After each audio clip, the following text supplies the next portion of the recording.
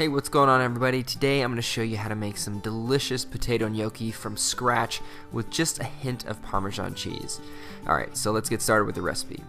First up, you're going to get two large russet potatoes, put them on a little bit of foil, and then you're going to generously salt them.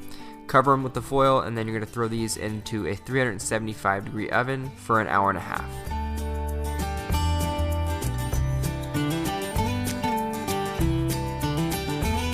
Alright, so once the russet potatoes are fork tender, just pull them out of the oven and then out of the foil and then onto a cutting board, and then you're going to let them cool down for at least 2 minutes before you mess with them. But once they've cooled down slightly, you're going to grab a paring knife and gently peel the skins off.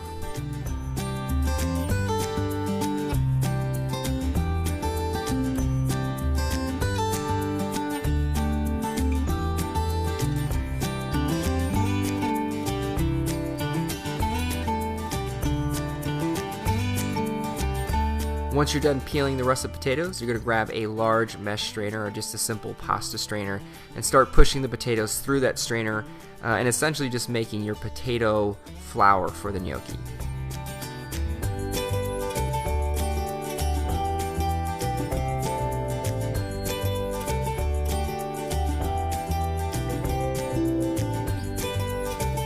Once all the potatoes are strained, just spread them out on your cutting board a little bit just to let it cool down for like 30 seconds to a minute, and then you're gonna start sprinkling some Parmesan cheese straight on top. If you have some fresh Parmesan, it's nice just to shave some fresh as well. And then you're gonna add some egg yolks and start mixing this all together until it becomes one mass.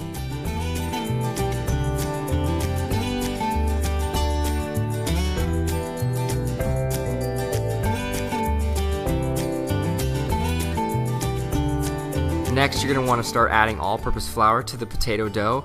You should do this in 3 stages, and every time you add flour, just knead it for about 2.5 minutes or so until you have a really nice, smooth piece of dough. Once that's achieved, shape it into a nice ball, and then you're going to cut it into quarters and roll those quarters out into long strips.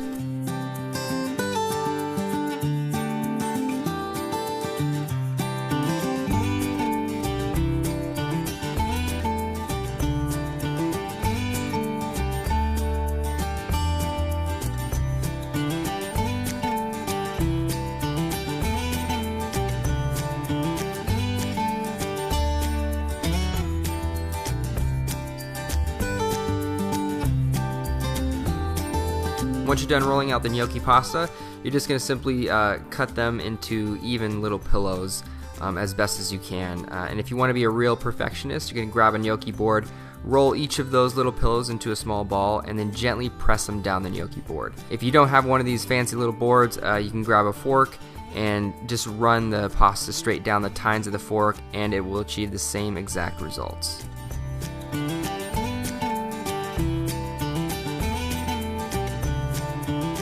Once the gnocchi's all finished up, you're going to get some salted boiling water going, and you're going to cook this for about 5 minutes.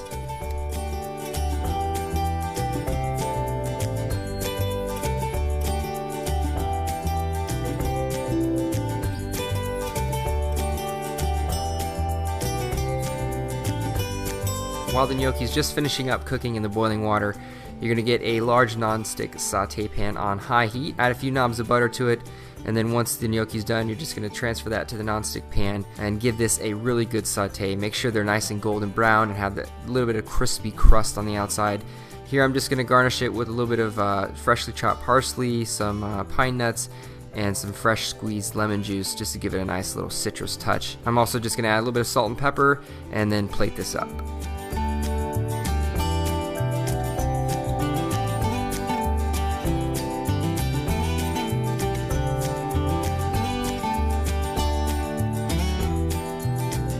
Alright, so here I'm going to finish it up with a little bit of freshly grated Parmesan cheese straight over the top and some freshly cut chives from my garden. And there you guys have it, some delicious homemade potato gnocchi.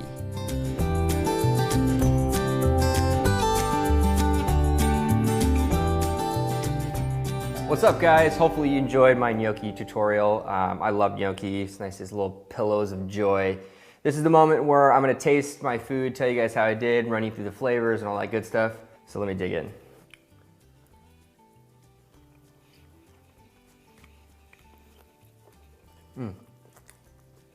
It's just a little bit crispy on the outside. I love the lemon flavor. It cuts through some of the richness of the gnocchi.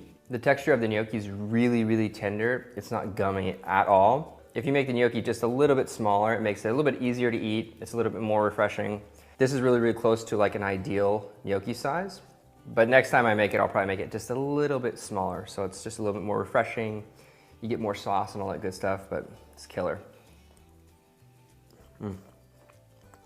Hopefully you guys enjoyed the video. If you did, please thumbs up, subscribe at the end of this video, and comment below for future video requests, things you want to see on my channel. And of course, I'll see you guys next time with another delicious recipe. Bye guys.